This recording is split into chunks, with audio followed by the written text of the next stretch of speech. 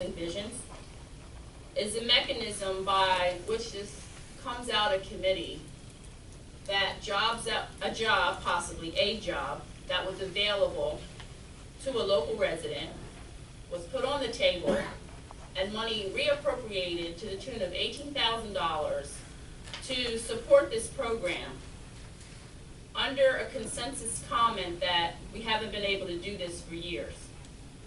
Haven't been able to do what? Hold accountable people that are doing things disingenuous to the tenants. At the same time, there are very disingenuous tenants that are creating havoc for landlords. So it's not one side or the other. So I'm standing right in the middle, and I'm looking at this and saying that our money goes to support a program in Utah. Somebody in Utah can benefit from money from the borough, and better landlords will be produced because ... That's the end of my report. Any questions? Okay, manager's report.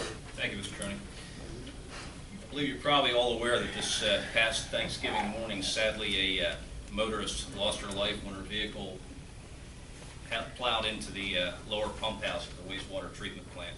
Just want to let council know that although sad as it is, and there was substantial damage to the building as well, system integrity was maintained, and there were no issues that needed to be addressed of a serious nature. However, the building itself was heavily damaged, and our insurance company is in the middle of working on that. I want to let you know that with the approval of the 2015 capital budget, that's provided that the budget passes, we will be in a position to acquire in early next year a asphalt recycling pothole repair device that should make it easier for us to deal with potholes through the winter, and they will be hot patched instead of cold patched, which will make a substantially better product for our residents. I'd like to remind council of public vacancies to be filled at the January 2015 meeting: blighted property, Borough Authority, EAC, HARB, PDETA, the Planning Commission, the Vacancy Board, and the Zoning Hearing Board. Remind the residents and council, please submit letters of interest if you're interested in, or you have someone in your ward who is interested in participating in those committees. And likewise, remember please that we are looking for names from each of you for people that you would like us to consider as members of the Sustainability Plan Stakeholder Committee. Last but not least, wish all of you and all of our residents and your families a very happy and safe holiday. Thank you. Okay, any questions for our manager? Subcommittee reports, Finance Administration. Okay. I'd like to say it's been a very fulfilling year for myself being on this committee. As was mentioned earlier by the mayor, we came a long way 6, 8, 10 years ago. And it's been the cooperation of everybody who had played any part of this. And I don't know all the names. I wouldn't try to name all of them this time, but I do want to thank everybody for their efforts. We didn't meet last Wednesday. At 92% of the year, it's 11/12, the end of 11 months out of the year, we had collected 100% of the anticipated revenues. And at that time, we only expended 92% of the expected expenses, which puts us in, once again, in pretty good shape for the final month of the year. And it will give us a nice start for the year 2015.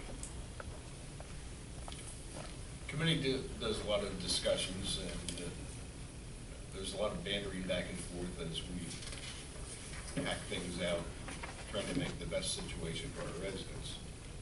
And one of the new topics to come to light is lighting. And we've heard from the police and we've heard from the residents that one of the best ways to deter current crime, you can't stop but you can say not here, is by improving our lighting.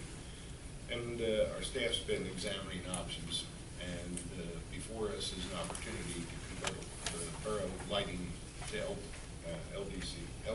LED, sorry. And we're looking at a potential savings of $60,000 a year. Not only does that give us a cost savings long term, it will give us better illumination and better lighting and better visibility at the street level. And that we feel would also assist in crime reduction here in the borough. We also will be looking at converting the lighting here in this building to LED. I don't have numbers for that. Committee also recommends at this time that we look at handling our solid waste with a 5-year contract, as was mentioned earlier. And that in conjunction with the good performance of our residents. Now, this time it's not staff. We have 20-some thousand people out in our borough who fill either a blue container with recyclable trash or a red container with those things that you shouldn't recycle. And you've been getting better at this, very diligent about putting the right stuff in the right can. And by doing so, it has generated a cost savings. And the committee is also recommending that once the contracts are signed and the dust settles, that we reduce your trash rate accordingly. You did the savings, we're going to share it with you. Anything you'd like to add or comment to that? Okay. That's my report. Okay. Any questions? So we get to the part of the Ms. Garrett, we will have a motion.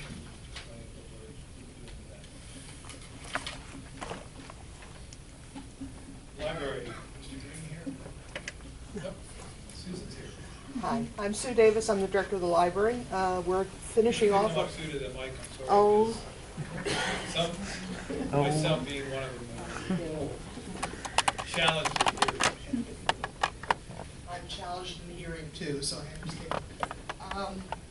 We finished off a wonderful year this weekend. We had holiday happenings in the library. We had 150 people watching the magic show and doing crafts and listening to stories, so it was a really great event. We're just in a holding pattern right now, waiting for some of these grants to come through. In the meantime, we're putting a lot of sweat equity into the building. We've done a lot of stripping and waxing and rearranging and throwing things out, so the building looks a lot better. State of Pennsylvania announced last minute they were going to give LSTA grants this year, and we are putting together a package for some technological improvements, and I believe you have a letter asking for a letter of support. If you would consider that, I can need it for short notice by next week. We're looking to provide wireless printing capabilities for the public. We're looking to provide a self-service scanning station so that people can scan their old photos and their old documents and share them with the rest of the family. We want to upgrade our microfilm reader. I think it's from the 1980s. And we have some very important documents on microfilm, including the nuclear plant. And we want to get some touchscreen interfaces for the library catalog. That's what the grant. It's about $30,000. Okay, council, this will be an add-on to our agenda. We get to that public allowed to speak. And thank you for your support. Okay, thank you.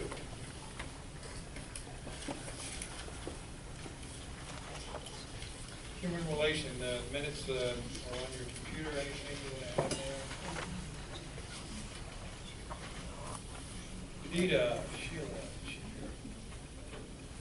Didn't see Anita. COG, there are minutes on your computer. Anything anyone wants to discuss?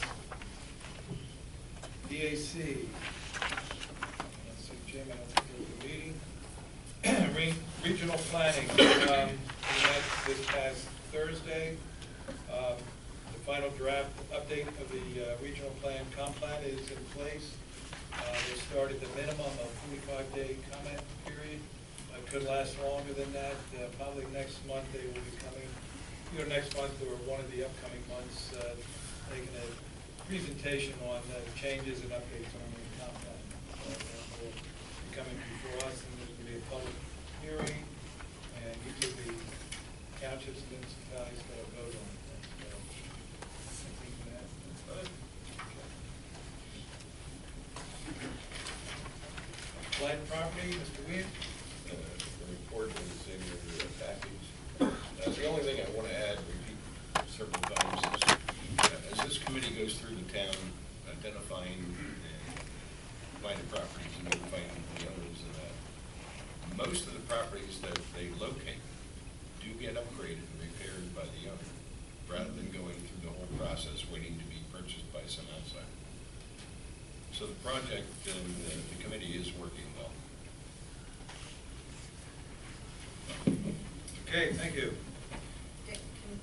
Dan, can I just have a question about that? The process when the owner of the property does not take care of the issues and problems, what does that process look like, and how does it?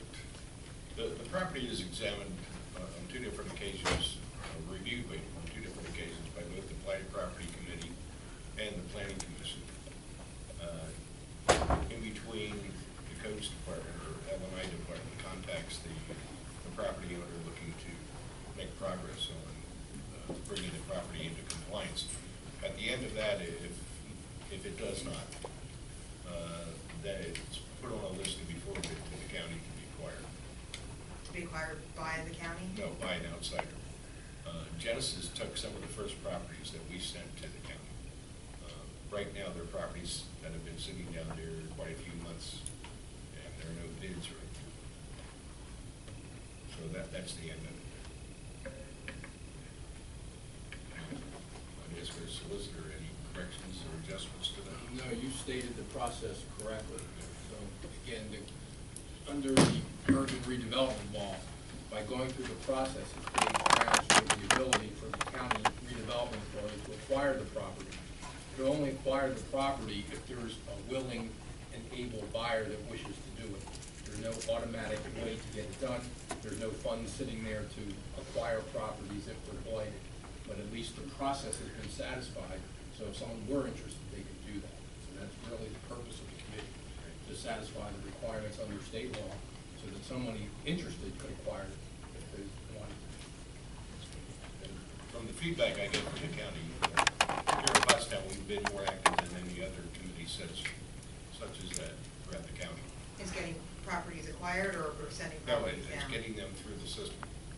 And remember, our intent is not to take property away from the owner. It's to get them in compliance with all the ordinances here in town.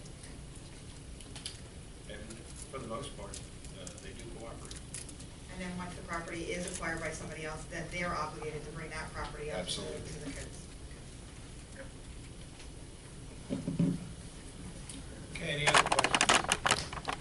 Okay, at this time, we're going to go on to new business. I'm going to be looking for a motion to approve the conditional use request of Irvina White Buford, to be also known as Irvina White Buford Funeral Services, to establish a funeral home at the property located at 1133 High Street with the following conditions stated in the order, which I'm going to turn over to the solicitor, and he's going to read the conditions.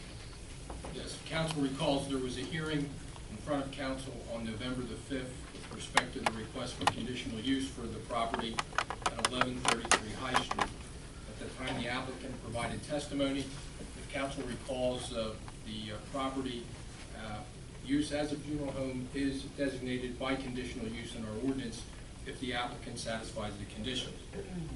Assuming council feels that the testimony satisfied the conditions, I think it's appropriate for council to consider a number of conditions to be placed on the approval, specifically in the order. I don't think any of the conditions that I'm suggesting weren't mentioned by the applicant during the testimony, so there really should be no surprises here. Conditions I would recommend be placed on the approval would be as follows. The first, there is no on-site crematorium permitted on the property. Two, no alteration of the exterior of the building would be permitted unless approved by the borough. Number three, the applicant indicated that for funeral services, there will be an outside parking attendant available to direct traffic to off-site parking. The next condition would basically be that the applicant provide a written agreement to the borough with respect to the use of the St. James Church parking lot to guarantee that those excess parking spaces will be available in the event there's a large funeral service. And in the event there is not an agreement in place, the subject property cannot be permitted to have funeral services of the large nature. And finally, that there be alternate provisions made for additional overflow parking at another site which can be approved in advance by the borough if for some reason the agreement with the church did not come to fruition or fell apart. And just so council's aware, there is an agreement in place with the church that's been submitted. I think that satisfies the condition. So those would be the conditions I'd recommend of approval of the conditional use. Could I have that motion? Second. It's been moved and seconded.